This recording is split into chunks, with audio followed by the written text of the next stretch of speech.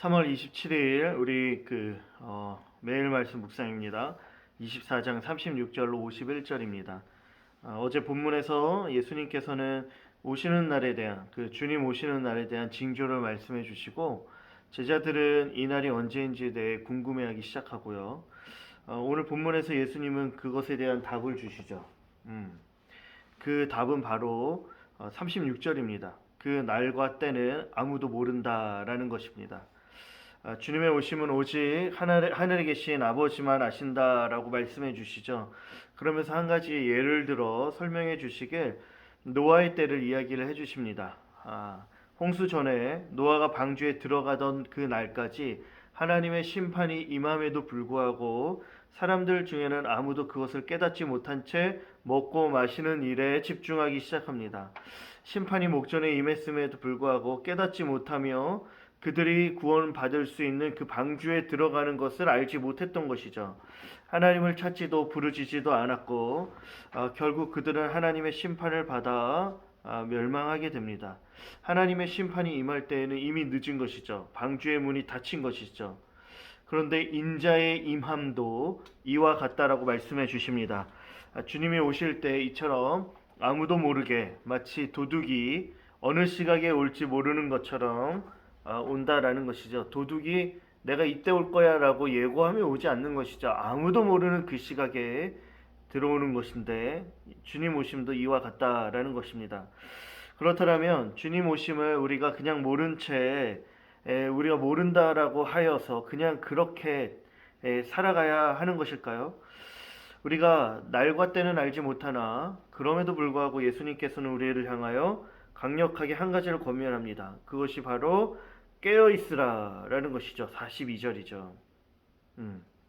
어느 날 주가 임할는지 알지 못하라 항상 깨어있으라 말씀하고 있습니다.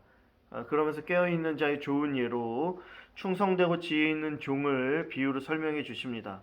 종이 주인의 집 사람을 맡아 때를 따라 양식을 나눠주신 것이죠.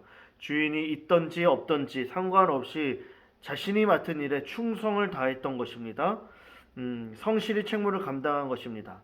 그런 모습을 어느 날 어느 때에 주인이 갑작스럽게 와서도 여전히 성실히 행하던 그 종의 모습을 보니 주인으로부터 칭찬받게 되는 것이죠. 복을 받게 되는 것이죠. 믿고 맡길 수 있게 주인은 그 모든 소유를 종에게 맡기는 것입니다. 그러나 반대로 악한 종은요, 주인이 더디움을 보고 주인이 오지 않을 것을 생각한 채 그냥 방탕하게 먹고 마시며 즐긴 것이에요. 그런데 생각하지 못한 시기에 주인이 온 것이죠. 이러한 종을 주인이 멸하십니다. 심판하십니다. 사랑하는 청취자 여러분들, 주님 오실지 우리가 알 수 없으나 우리는 늘 깨어 있어야 하는 것이죠. 주님 오실 길을 매일의 삶 속에서 준비하며 깨어 있어야 하는 것입니다.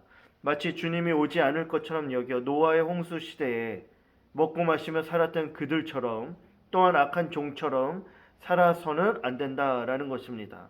깨어 우리의 신앙을 준비하고 주님 오시는 그날 이루실 심판을 기억하며 두렵고 떨림으로 오늘 하루를 살아야 하는 것이죠. 주님의 뜻 가운데 주의 뜻을 이루며 말씀에 순종하며 살아가야 하는 것이고, 그렇게 우리가 하루하루를 살아가면 우리가 알지 못하는 때에 주님이 오시더라도 우리는 주님 앞에 칭찬받는 자로 설 수 있게 된다라는 것입니다. 나중에 만약 슬피 울며 이를 가는 나중에 가서 후회를 하더라도 돌이킬 수 없는 그러한 자가 아니라 하나님 앞에 칭찬받는 복 있는 자가 되기를 주의 이름으로 축복합니다. 오늘 하루 주님의 뜻 가운데 깨어 살아가십시오. 주님과 동행하며 정말 주님이 우리의 삶의 주인 되어지는 삶으로 살아가십시오.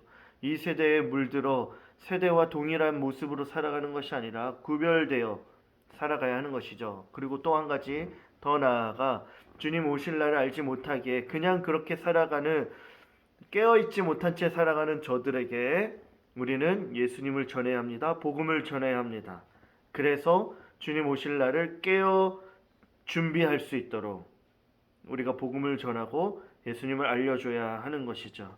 오늘 하루 영적으로 깨어 주님 오심을 준비하는 귀한 날 되기를 축복합니다. 안녕.